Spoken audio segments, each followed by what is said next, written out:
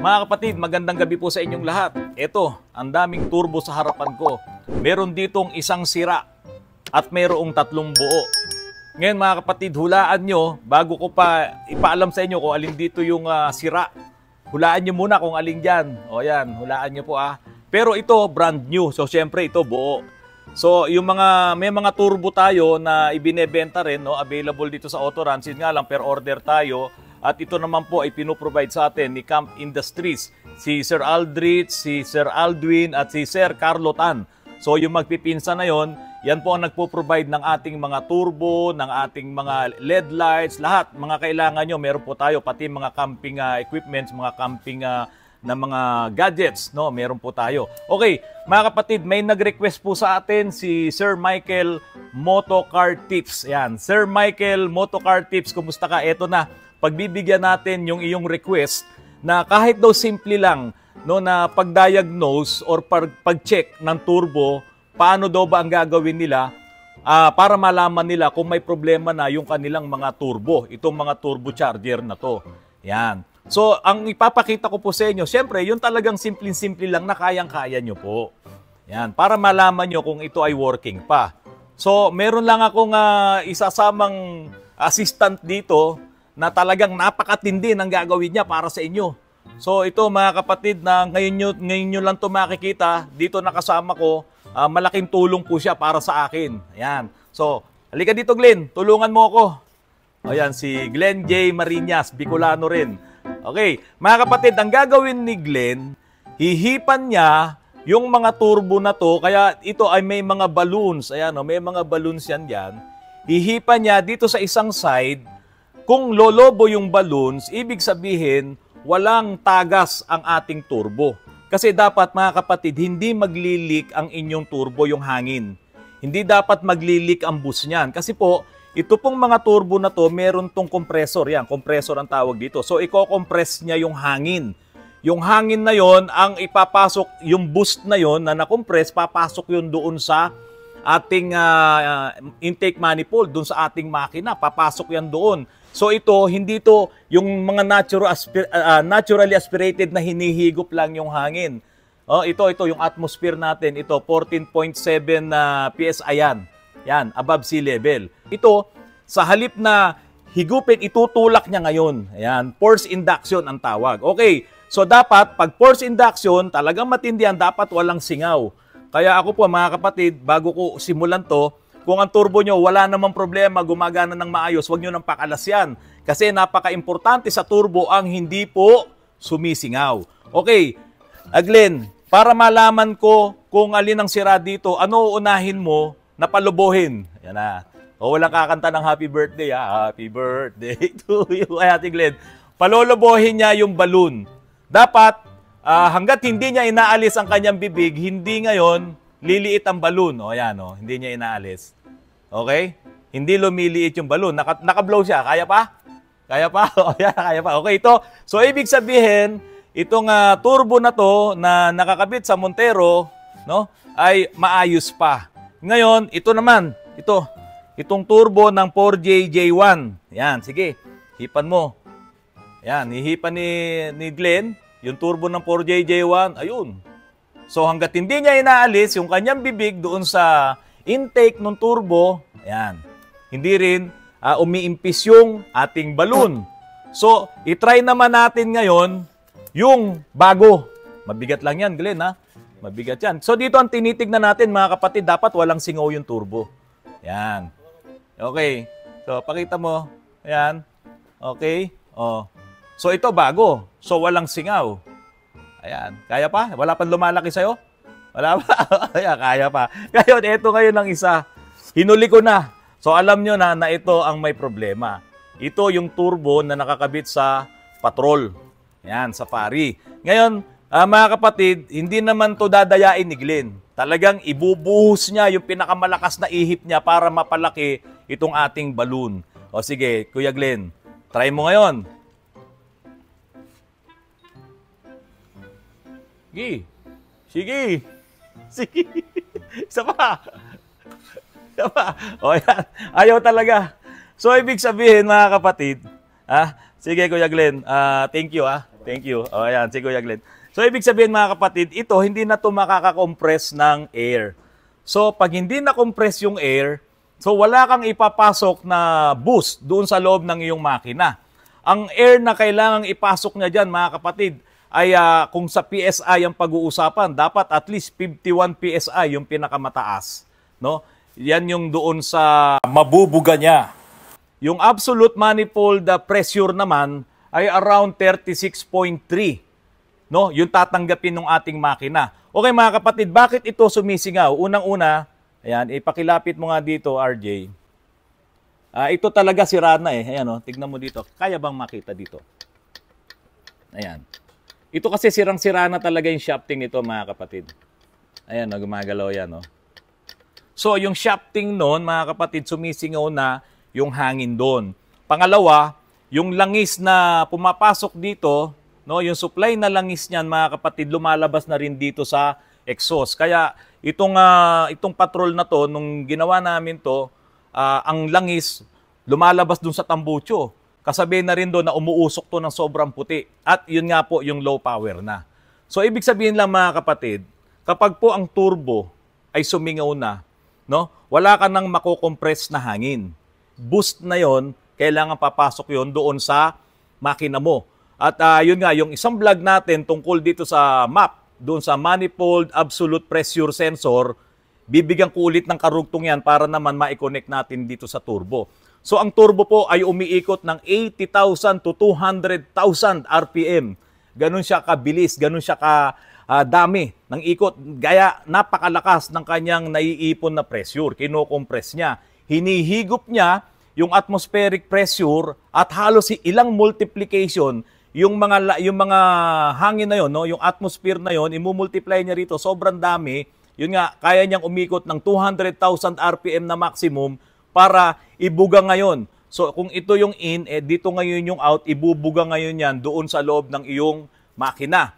Kapag itong turbo ay itetest nyo, so syempre kung nakakabit sa engine yan, ngayon kung umaandar yan, mga kapatid, paandarin mo ang makina mo, okay, paganahin mo, kung itong output ng hangin dito, yung hose dyan ay hindi tumitigas or mahina, paandarin mo, takpan mo ng kamay mo, kung mahina, adi syempre, maaaring may problema na rin ang turbo mo.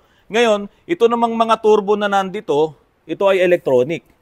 Pwedeng walang problema itong mechanical, itong compressor, pwedeng walang problema yan, pero ang nagkakaproblema naman ay itong nagko-control ng wastegate. So, electronic na siya. So, hindi siya ganun kadaling i-check. So, kailangan, pag ganito na ang problema, dapat talaga ginagamitan na rin yan ng scanner. Yon. So, mga kapatid, simple lang naman yung ipinakita ko sa inyo, pero marami pa na way na pwede nyong gawin, tulad sa mga Nissan Navara, kapag hindi gumana yung actuator, dapat pag start mo pa lang, umandar yung makina mo, yung actuator, ihilahin niya yung wastegate dito para isara niya. Kapag hindi gumana yon at walang supply ng vacuum dito, hindi rin gagana turbo nyo. Kaya pag nire-revolusyon nyo, nire-rev nyo yung makina nyo, mahina ang RPM kasi nga singaw yung hangin dahil lumalabas dito sa wastegate. Ito yung wastegate. Yan. Lumalabas na lang siya doon. So, ngayon, bakit umiinit ang hangin na inilalabas ng turbo? O ayan po, thermodynamics. Sa dami ng molecules, sa dami ng air molecules na yon, habang sila bumibilis yung galaw nila dahil nga kinokompress sila nitong turbo, nagbabanggaan pa yun, nagkakaroon ng napakaraming frictions. So pag may frictions, naggagalawan sila, kaya umiinit. So ang mangyayari, yung ilalabas ngayon ng turbo na mainit na hangin, kailangan mo ngayon ng intercooler. Yan. So dapat meron kang intercooler na magpapalamig ng hangin na yon. Kaya mapapansin nyo, yung intercooler nyo, pag hinawakan nyo dito mainit, pagdating dito sa output ng intercooler, medyo malamig na. Para pagpasok doon sa intake manifold, mga kapatid, ay hindi kayo magmi-misfire. Yan yung mga knocks na pwedeng mangyari sa loob ng makina mo. Delikado yun, makakasira yun. Ngayon mga kapatid, eto na po.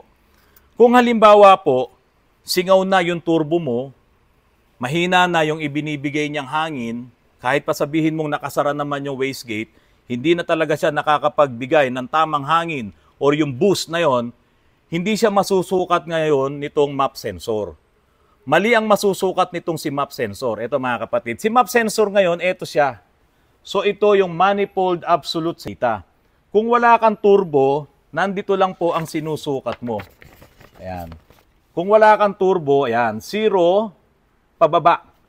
So, yan po yung 14.7 na PSI na kaya lang higupin ng ating mga piston. No, yung naturally aspirated na higop ng ating mga piston na yan, ito lamang yung kaya niyang higupin.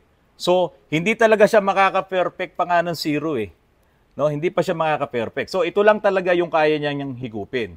Ngayon, 14.7 ang katapat niyan sa PSI. Kapag naman naglagay ka na ng turbocharge na ito naman ngayon, yung mga PSI na pwedeng pumasok sa ating makina. So, ayan. Ito naman yung manifold absolute pressure. Ito, yung 22.9 hanggang makarating yan doon sa 36.3. Ngayon mga kapatid, nandito yung chart, no? Volumetrics efficiency.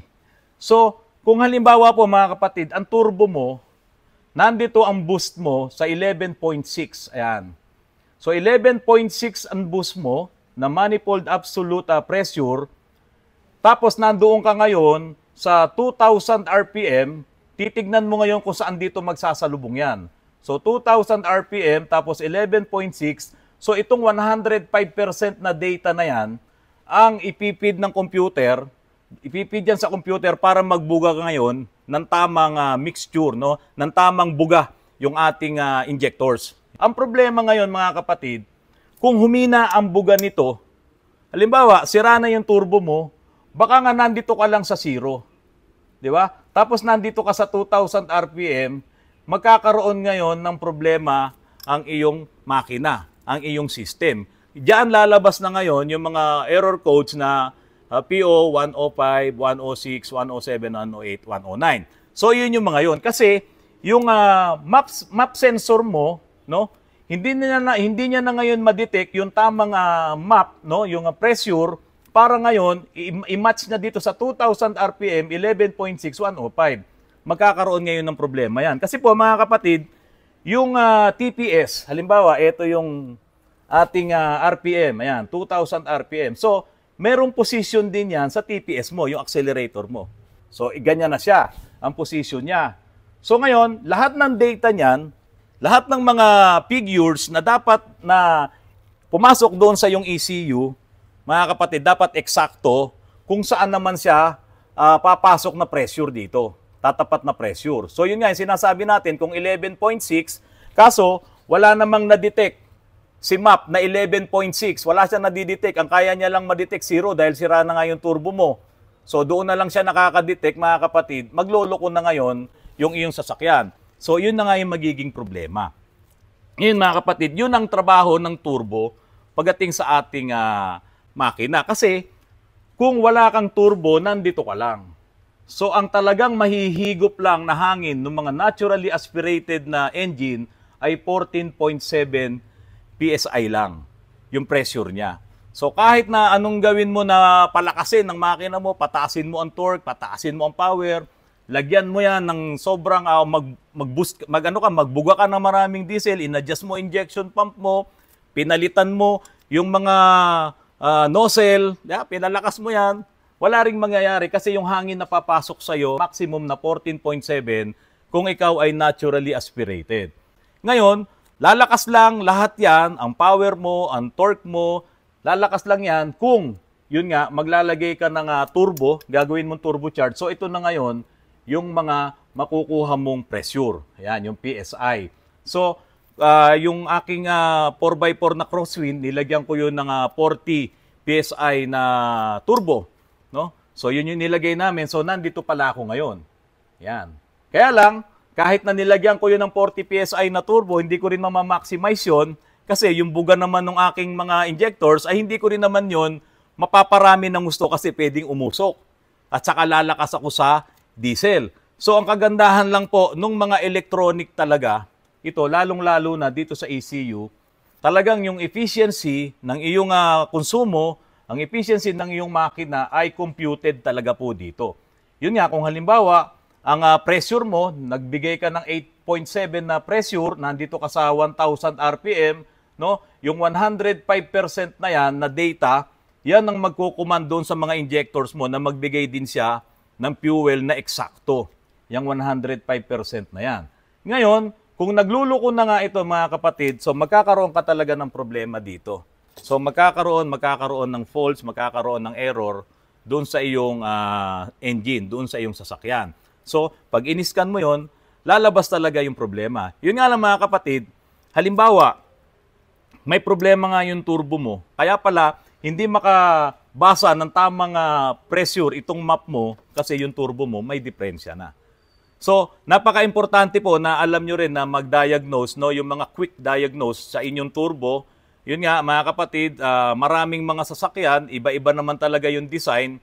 I-revolution mo, kung yung hose na galing dito sa output ng turbo ay hindi tumitigas, ibig sabihin, hindi gumagana ang turbo mo. Kasi mataas na yung RPM mo. Halimbawa, nakakaabot ka pa ng 2,000 RPM, 3,000 RPM, pero hindi man lang tumitigas yung hose, pwedeng hindi gumagana ang turbo mo kasi dapat yan ay gumagana. Pwedeng may leak ka sa intercooler, nabutas yung intercooler mo, pwedeng may leak ka sa mga hose, at yun nga, kung umuusok pa ng maputi yung sasakyan mo at nagbabawas ka ng langis, katulad po nitong nangyari po dito sa turbo po ng Patrol. Ayan. So mga kapatid, napaka-importante na yun nga, yung map sensor, yung TPS, yung throttle positioning sensor, yung EGR, lahat yan importante para malaman mo kung gaano ka-efficient ang iyong engine at kung nakaturbo ka nga, mga kapatid, dapat hindi sumisingaw. So, lahat ng mga sinasabi ko sa inyo, connected yan bawat isa. So, kapag ang turbo mo may singaw, kapag ang turbo mo sira na, talagang unang-unang mangyayari, maglo-low power ka. Bakit? Hindi siya makakakuha ng tamang data para utusan naman yung mga injectors mo na magbuga rin ng tamang fuel or tamang diesel. So, ganun po ang mangyayari. Ngayon, kung mano-mano, wala kang computer, yan, sa mga crosswind, sa mga turbo-charged na mga makina na hindi naman naka-computer, wala po ito. Wala itong map. Wala itong mga TPS. Sa crosswind, may TPS lang siya dahil doon sa automatic. No? Doon sa kanyang automatic transmission, kung yan ay naka-automatic. At yung kanilang TPS doon, pwede din doon sa mga non-automatic pero ginamit naman sa EGR. So mga kapatid, kung meron pa po kayong mga request na gusto nyong bigyan natin ng vlog, kasi ito namang ginagawa kong vlog po para doon lang sa mga instant na kaya nyong gawin. Marami pa pong way para ma-check natin yung turbo, no? Marami pa pong way yan. Pero itong mga ipinakita ko sa inyo, ito yung pinakasimple na kapag ka naman dito pa lang nagawa nyo na at napatunayan nyo na may problema yung turbo, so pasok na po yun. Okay na po yun. Mga kapatid, magandang gabi po sa inyong lahat. Maraming salamat po.